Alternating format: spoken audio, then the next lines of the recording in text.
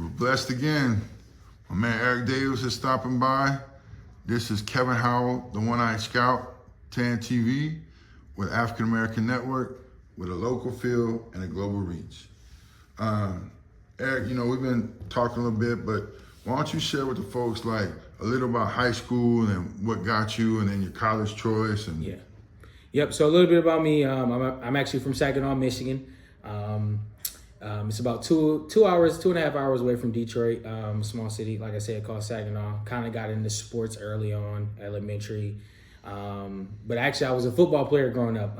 So we don't actually do tackle football up until 7th or 8th grade. So I was flag football. I thought I was Randy Moss. Thought I was really good. Got up into that 7th grade and put them pads on. Got hit one good time. I was like, yeah, this not for me. So got into basketball. All my friends were playing it. But at the time, my uncle was a successful middle school, high school coach. Really good resume, coaching career. So got to play for him 7th and 8th grade. Just honestly just fell in love with the game. I always tell people I didn't start off as really, really good. I was actually probably the worst player on the team. I was just super taller than everybody. You just kind of put the work in nonstop. Got to high school. I went to a powerhouse high school out in Saginaw called Saginaw Arthur Hill. Got to play under high school coach Greg McMath. Had a few players before me like Maurice Jones with the USC, Dar Tucker, played in the G League, went to DePaul. Jordan Hare went to Rhode Island. So had a couple guys come out of Saginaw, missing a couple guys, but shout out to them. But yeah, went there, got put a lot of work in, got pretty good. My freshman year, that's when I started to put it together. After my end of my freshman year, I was like, okay, I probably got a chance to go to, Division I, right? So just kind of kept my head down, grinding. I played with an AAU team called the Detroit Family. Played on the EYBO circuit. So played really well, got a chance to be an All-American, a Jordan Bear All-American. And then I ended up deciding to go to University of Texas. So class of 2015 high school. all right, man. So that's cool because I actually know several guys from Saginaw. And Darvin Ham was at Texas Tech. Yeah. And so we were at Howard Junior College. And so we would go to Lubbock, and him and Mark Davis would put it on us. Yeah. And so, but it's a small world in basketball. Yeah, small world, super small world. So now we're at Texas. Yeah. And I asked Kerwin earlier, outside of Austin, where was your favorite gym or favorite environment that you played in?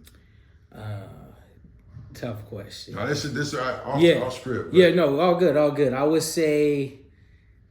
I would probably say Kansas because their gym is small. Allen Fieldhouse is very small. It feels like you're like at a concert, but the arena is shaking. That's how loud it is. You can't really hear play calls. You just got to go out there and hoop. I would say Kansas. I enjoyed playing there, and I enjoyed playing at the Barclays in New York. So got a chance to play in the Barclays. That NBA feel.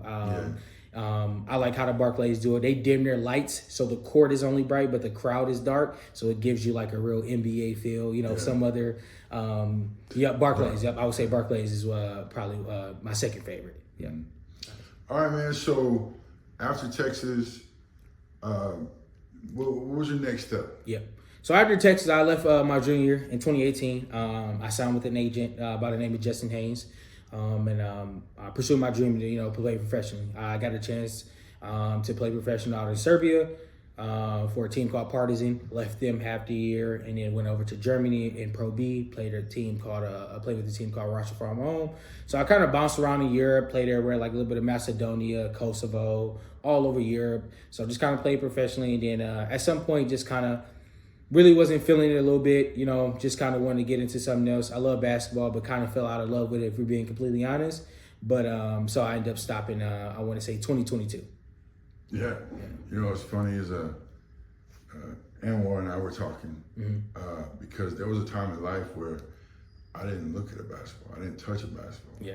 And for me, it was because the only way I was getting out of my neighborhood was a college scholarship. Yeah. And so I didn't go play for fun. It was, I got to outwork somebody. Yeah. And, but no, doing what I've done with other players, helping them get into school, it kind of ignited Yeah. that love and everything. And so how does that translate into what you're doing now? It translates a lot. So actually, right now, I'm a technical recruiter. So I recruit for software engineers at Meta. So I always kind of explain it to people.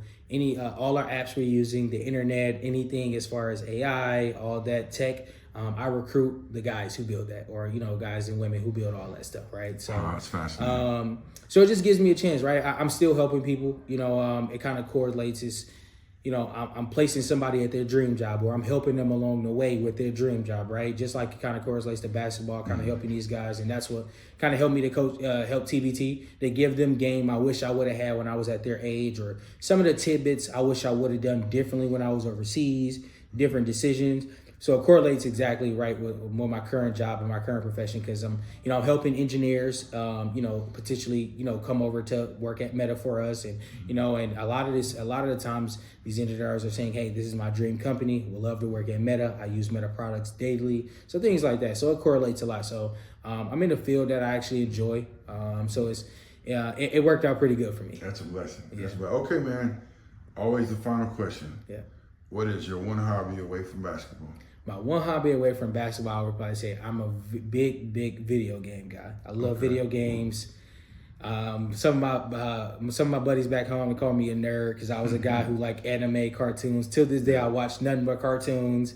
Love video games, man. Yeah. Like they ask me what my dream job is. I love my job now, but my dream job was just play video games all day. If I can get paid to play video games, test products, all that would be my dream job. So yeah, I would say that's my hobby outside of basketball. All right, man. Wrap it up, Eric. Thank you. Yep, thank you. Yes, joining us, Kevin Howell, the One Eye Scout, African American Network, a local feel and a global reach.